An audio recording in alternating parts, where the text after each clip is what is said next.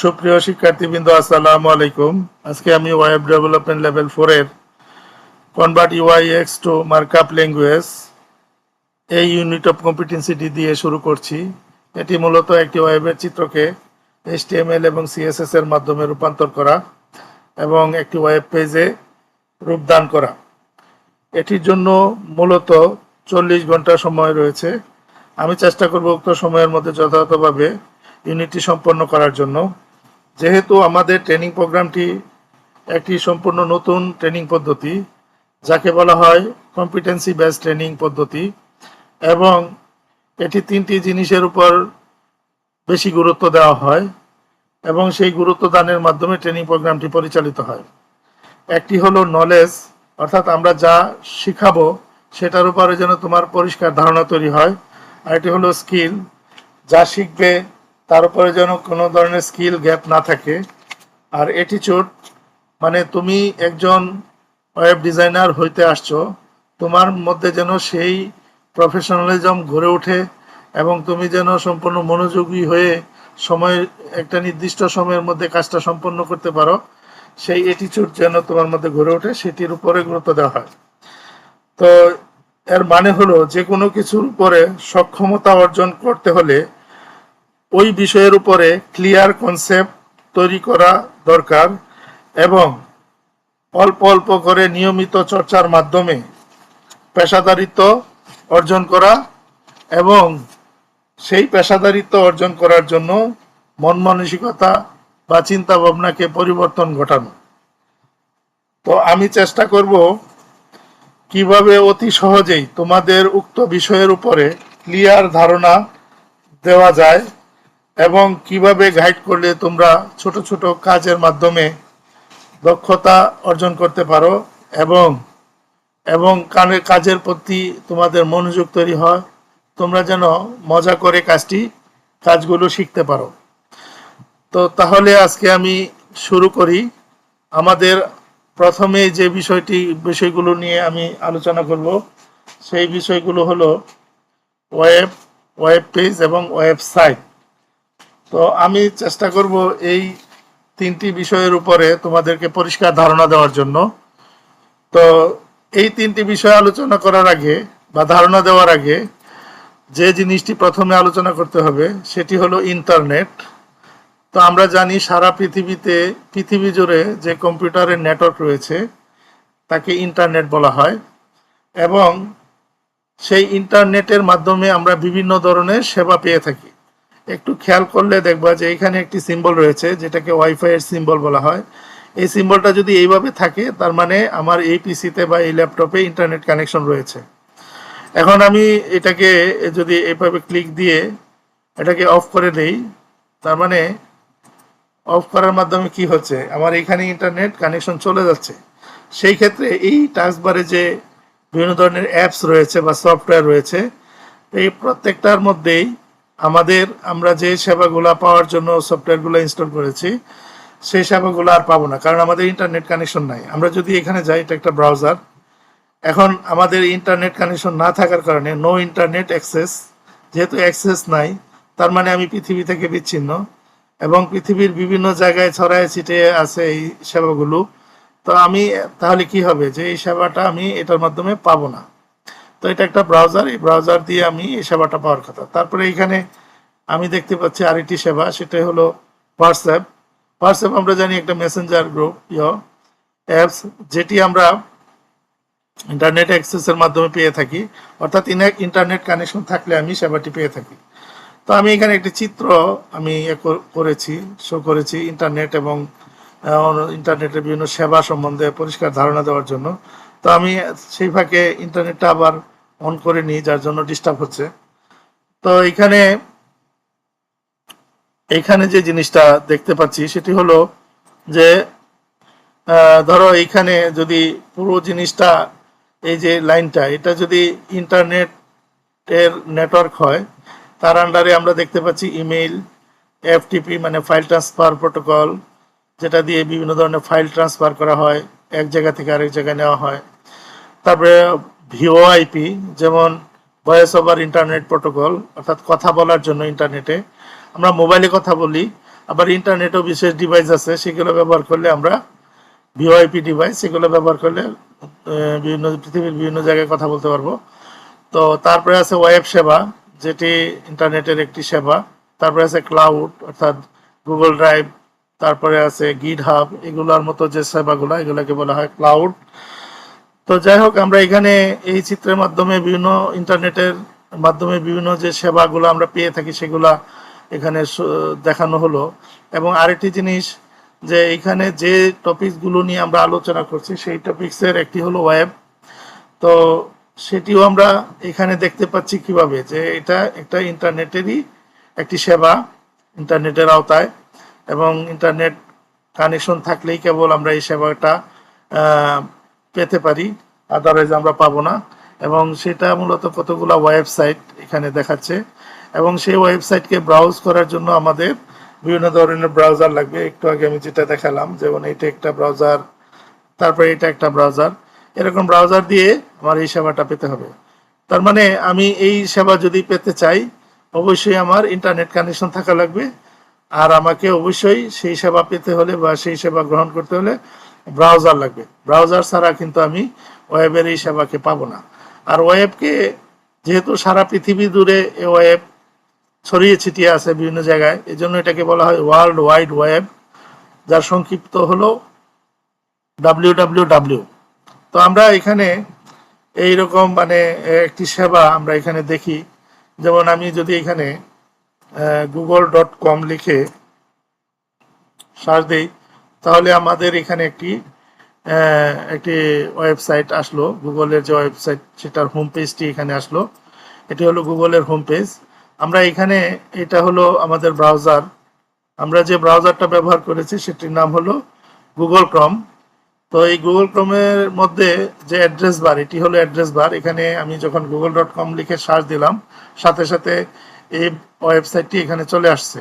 তো এই যে এটি ওয়েব অ্যাড্রেস, এটাকে বলা হচ্ছে, এটার কারণ হলো যে আমরা যে কোনো জিনিস খুঁজে পেতে হলে সেই লোকেশন বা সেই অ্যাড্রেস দরকার হয়। ঠিক তেমনিভাবে গুগলে বা ইন্টারনেটে আমরা যে কোনো জিনিস খুঁজে পাওয়ার জন্য, ইন্টারনেটে আমরা ব্রাউজার দিয়ে যে কোনো জিনিস খুঁজে পাওয়ার জন্য ব্রাউজারের যে অ্যাড্রেস বার রয়েছে সেখানে গিয়ে আমরা সেই অ্যাড্রেসটা দিয়ে এন্টার দিব, তাহলেই কিন্তু সেই যে সাইটটা রয়েছে, সেই যে ওয়েবসাইটটি রয়েছে সেটির হোম পেজ চলে আসবে। তো এইটা হলো গুগলের হোম পেজ। এখন আমি যদি এইখানে ক্লিক করি, তাহলে কিন্তু আরেকটি পেজ চলে আসছে। আমি যদি এখান থেকে গিয়ে অন্য আরেকটা পেজে ক্লিক করি, তাহলে কিন্তু দেখা যাচ্ছে কি যে আরেকটি পেজ চলে আসছে। তো এই প্রত্যেকটি পেজই কিন্তু গুগলেরই পেজ, অর্থাৎ গুগল যে ওয়েবসাইটটি রয়েছে সেই ওয়েবসাইটটির অনেকগুলো পেজ রয়েছে, এবং প্রত্যেকটা পেজকে বলা হচ্ছে ওয়েব পেজ। এই যে আমি প্রথমে একটা ওয়েব পেজ ওপেন করলাম, তারপরে আরেকটা ওয়েব পেজ ওপেন করলাম, এগুলো সবগুলাকে বলা হচ্ছে ওয়েব পেজ। এবং অনেকগুলা সম্পর্কযুক্ত ওয়েব পেজ মিলে হয় একটা ওয়েবসাইট।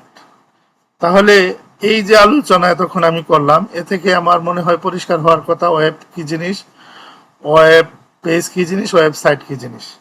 ওয়েব হলো ইন্টারনেটের মাধ্যমে আমরা যে ডকুমেন্টগুলো ব্রাউজার দিয়ে ব্রাউজ করে থাকি তাকে বলা হয় ওয়েব, এবং সেই ডকুমেন্টগুলোর প্রত্যেকটা ডকুমেন্টকে বলা হচ্ছে ওয়েব পেজ, এবং অনেকগুলা পরস্পর সম্পর্কযুক্ত ওয়েব পেজ মিলে হয় একটি ওয়েবসাইট। তারপরে আশা করি তোমরা বুঝতে পেরেছ। তারপরে আমি আরেকটি জিনিস আলোচনা করব, সেটি হলো ওয়েব অ্যাড্রেস। আমরা কি করলাম, ব্রাউজারে গিয়ে ওয়েব অ্যাড্রেস লিখে সার্চ দিয়েছি, সাথে সাথে ওটার হোম পেজ চলে আসছে। তার মানে ইন্টারনেট কানেকশন লাগবে, ব্রাউজার লাগবে, সেই সাথে যেই কাঙ্ক্ষিত ওয়েবসাইটে আমি যেতে চাচ্ছি বা ব্রাউজ করতে চাচ্ছি বা ব্যবহার করতে চাচ্ছি, সেই ব্রাউজারের অ্যাড্রেস লাগবে। এখন সেই অ্যাড্রেসটাকে কেন ইউআরএল বলা হয় সেটি নিয়ে আলোচনা করব, প্লাস এই অ্যাড্রেসের বিভিন্ন পার্ট নিয়ে আলোচনা করব। তো এখানে ইউআরএল মানে হলো ইউনিফর্ম রিসোর্স লোকেটর। এটার মানে হলো এই যে অ্যাড্রেসটা, সেই অ্যাড্রেসের একটা নির্দিষ্ট ফরম্যাট রয়েছে, সেই ফরম্যাটটা বা সেই যে স্ট্রাকচারটা, সেটাই হলো সেটা হলো ইউনিফর্ম, অর্থাৎ সকল ওয়েব অ্যাড্রেসের মানে ফরম্যাট একই রকম, প্রায় সেম। এই জন্য এটাকে বলা হচ্ছে ইউনিফর্ম রিসোর্স লোকেটর। মানে এটা যেহেতু বিভিন্ন ওয়েবসাইটকে লোকেট করে, এই জন্য রিসোর্স লোকেটর বলা হচ্ছে। তো প্রথমে যে অংশটা আমরা দেখতে পাচ্ছি ওয়েব অ্যাড্রেসের, সেটাকে বলা হচ্ছে এইচটিটিপি। আমরা একটু খেয়াল করি, আমরা যখন ইন্টারনেট কানেকশন অফ করে দেই তখন কিন্তু সেবাটা পাই না, আবার যখন অন করে দেই তখন কিন্তু সেবাটা কিছুক্ষণের মধ্যে চলে আসে। এই যে কিছুক্ষণের মধ্যে দূরবর্তী স্থানের একটি জিনিসকে আমরা আমার কম্পিউটারে দেখতে পাচ্ছি, সেটা মূলত এইচটিটিপির মাধ্যমে পাচ্ছি। এইচটিটিপি মানে হলো হাইপার টেক্সট ট্রান্সফার প্রোটোকল, যে প্রোটোকলের মাধ্যমে এই যে দূরবর্তী যে সার্ভার বা যে ওয়েবসাইট, সেটার সাথে আমার পিসির ব্রাউজারের মাধ্যমে আমি কানেকশন এস্টাবলিশ করছি। তারপরে এইখানে এই যে মূল যে অংশটা ডোমেইন নেম বলতেছে, প্রথম অংশটা দেখলেই বোঝা যাবে যে এটা একটা ওয়েব অ্যাড্রেস, কারণ এটা মানে এখানে লেখা আছে www, যার মানে হলো ওয়ার্ল্ড ওয়াইড ওয়েব, সংক্ষেপে যাকে ওয়েব বলা হয়। তার মানে এটা একটা ওয়েব ডোমেইন। যেই ডোমেইনের পরের অংশটা হলো যে স্পেসিফিক ওয়েবসাইট আমি খুঁজতেছি বা আমি চাচ্ছি সেইটার যে নাম সেটা, তারপরে কম কম বিডি নেট অনেক কিছু থাকতে পারে, যেগুলো নিয়ে পরে ডিটেলস আলোচনা হবে। তারপরের অংশটুকু হলো পোর্ট। এই পোর্টটা এখানে দেখাচ্ছে, কিন্তু আমরা এখানে যদি যাই আমরা খেয়াল করব এখানে কোনো পোর্ট দেখাচ্ছে না। আমরা এটার উপরে ক্লিক করি, এইচটিটিপি দেখাচ্ছে, তারপরে www দেখাচ্ছে, google.com দেখাচ্ছে, বাট পোর্ট দেখাচ্ছে না। আবার একটা জিনিস খেয়াল করি, এখানে কিন্তু অনেক সময় মানে আমরা নর্মালি কিন্তু .com দেওয়া লাগে না, www লেখা লাগে না, কারণ হলো এটা বাই ডিফল্ট ভাবে এই ব্রাউজারই বুঝতে পারে যে এটা www রয়েছে, এবং এটা এইভাবে ডিএনএস এর মধ্যে এই www যে আগের অংশটা এটা সঠিকভাবে এন্ট্রি করা আছে। এবং এটা অনেক জায়গায় আমরা গেলে দেখতে পাবো, যেমন আমাদের নিজস্ব যে ওয়েবসাইট রয়েছে, আমাদের যে প্রতিষ্ঠানের যে ওয়েবসাইট রয়েছে, সেটিতে গেলে হয়তো আমরা এটা দেখতে পাবো না, কারণ এখানে এটা নাই। এই যে এখানে খেয়াল করো, এটা www কিন্তু এখানে নাই। এটার মানে হলো আমাদের এটাকে প্রপারলি ডিএনএস এর মাধ্যমে এন্ট্রি করা নাই, বা এটা রিডিরেক্ট করা নেই, এই জন্য এটা এখানে দেখাচ্ছে না। যদি এটা আলোচনাটা প্রাসঙ্গিক না, তারপরে করলাম, মনে পড়লো তাই।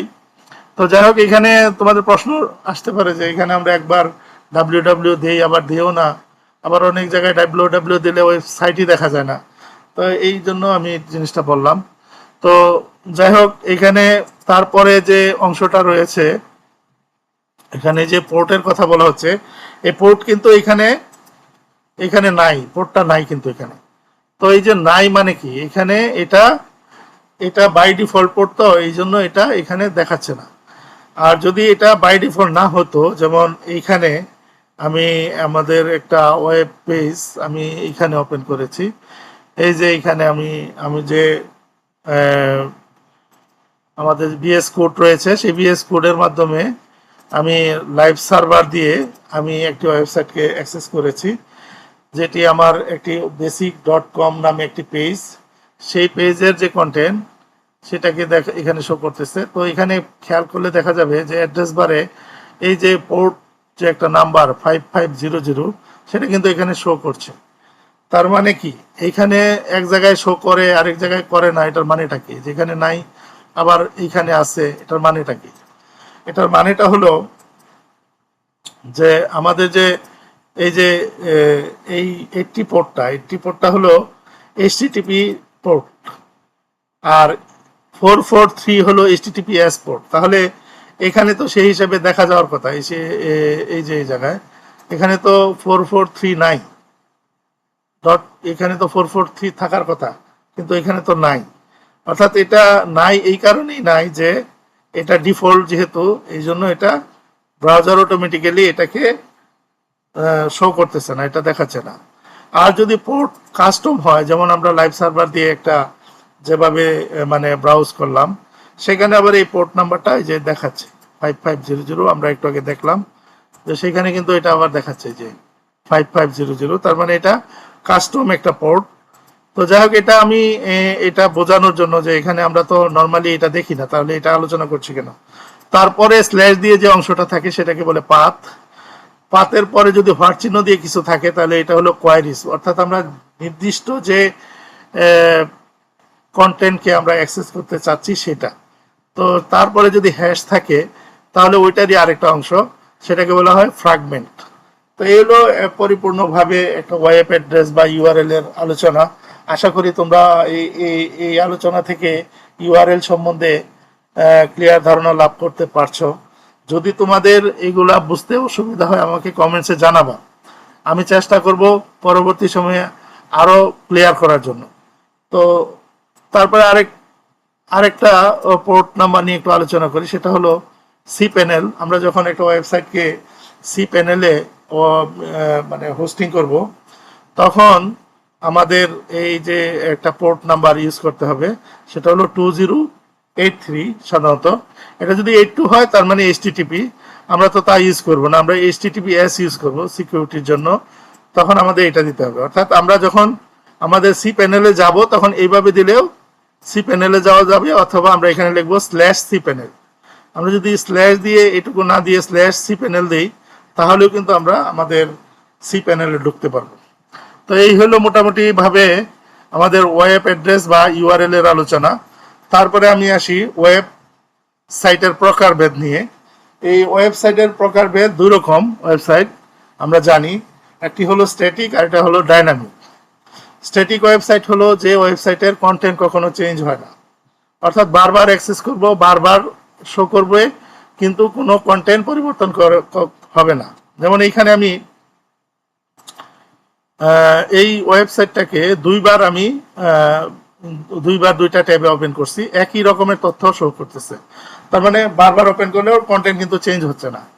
তো এই ধরনের যে ওয়েবসাইটগুলো রয়েছে যেগুলোর পেজের কন্টেন্ট কখনো পরিবর্তন হয় না, সেই ওয়েব পেজকে বলা হয় স্ট্যাটিক ওয়েব পেজ বা ওয়েবসাইট। আর যে সকল ওয়েবসাইটের কন্টেন্ট সময়ের সাথে বা একবার মানে রিফ্রেশ দেওয়ার পরে অথবা কিছু সময় পরে অথবা একদিন পরে চেঞ্জ হয়ে যায়, অথবা যে ওয়েবসাইটের ডাটাবেস থেকে ডাটা নিয়ে আসে এবং শো করে, এবং যার ডাটাবেস রয়েছে এবং যার একাধিক ইউজার রয়েছে এবং ইউজারের উপর ভিত্তি করে ডাটা পরিবর্তন হয়।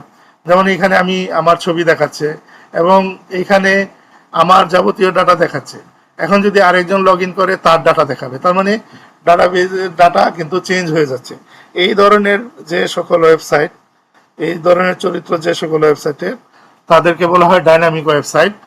তো আমরা এখান থেকে স্ট্যাটিক এবং ডাইনামিক আশা করি বুঝতে পেরেছি যে স্ট্যাটিক কোনটা ডাইনামিক কোনটা। গুগল হলো একটা স্ট্যাটিক ডাইনামিক ওয়েবসাইট, আর আমরা যেটা নিয়ে কাজ করতেছি এটা একটা স্ট্যাটিক ওয়েবসাইটের উদাহরণ। এরকম যে ওয়েবসাইটগুলো রয়েছে যেগুলা ইউজার পরিবর্তন বা যেগুলোর কোনো ডাটাবেজ নাই, যেগুলোর কন্টেন্ট কখনো চেঞ্জ হয় না, সেগুলোকে বলা হচ্ছে স্ট্যাটিক ওয়েবসাইট। তো আমরা তাহলে এই আলোচনা থেকে স্ট্যাটিক এবং ডাইনামিকের মধ্যে পার্থক্য বুঝতে পারলাম। তো স্ট্যাটিক ওয়েবসাইট সাধারণত যে এইচটিএমএল এবং সিএসএস দিয়ে তৈরি করা হয়, কোনো ডাটাবেস থাকে না এবং সেগুলো দ্রুত ওপেন হয়। সাধারণত বিভিন্ন ধরনের portfolio site, company information page, simple blog site, এগুলা স্ট্যাটিক হয়ে থাকে। আর ডাইনামিক ওয়েবসাইট সাধারণত যেমন এইচটিএমএল, সিএসএস, জাভাস্ক্রিপ্ট, জ্যাকোয়েরি এবং ব্যাকএন্ডে পিএইচপি, নোড.জেএস ইত্যাদি ব্যবহার করে তৈরি করা হয়, যাদের ডাটাবেস রয়েছে যেমন মাইএসকিউএল, মঙ্গোডিবি ইত্যাদি। এই সকল ওয়েবসাইটগুলোকে বলা হচ্ছে ডাইনামিক ওয়েবসাইট। তো আশা করি তোমরা স্ট্যাটিক এবং ডাইনামিকের মধ্যে পার্থক্য কি বুঝতে পেরেছো।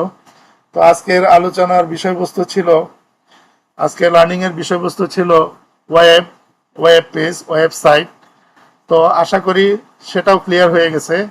তাহলে আমরা কি বুঝলাম যে ওয়েব হলো ইন্টারনেটে অবস্থিত একটি সেবা, যে সেবাটি পেতে গেলে বা অ্যাক্সেস করতে গেলে অবশ্যই আমাদের ব্রাউজার লাগবে এবং ব্রাউজার দিয়ে সেই সেবাটা আমরা গ্রহণ করতে পারবো। যদি এরকম চরিত্রের কোনো সেবা হয় তাহলে সেটাই হলো ওয়েব, যাকে ওয়ার্ল্ড ওয়াইড ওয়েব বলে। এবং সেই যে সেবার যে প্রতিটা ডকুমেন্টকে বলা হয় ওয়েব পেজ, প্রতিটা সিঙ্গেল ডকুমেন্টকে, এবং সম্পর্কযুক্ত অনেকগুলো ডকুমেন্ট মিলে হয় ওয়েবসাইট, যার একটি নির্দিষ্ট ওয়েব অ্যাড্রেস রয়েছে এবং প্রতিটা পেজেরও একটা নির্দিষ্ট ওয়েব অ্যাড্রেস রয়েছে। তারপরে ইন্টারনেট সম্বন্ধে কিছু বললাম, ইন্টারনেটের বিভিন্ন সেবা সম্বন্ধে বললাম, তারপরে ইউআরএল সম্বন্ধে বললাম, স্ট্যাটিক ডাইনামিক ওয়েবসাইট সম্বন্ধে বললাম। তো আজকের আলোচনা এই পর্যন্ত থাকুক। ভবিষ্যতে পরবর্তী সময়ে পরবর্তী কন্টেন্ট নিয়ে হাজির হব ইনশাল্লাহ। সেই নাগর সবাই ভালো থেকো, সুস্থ থেকো। আল্লাহ হাফেজ।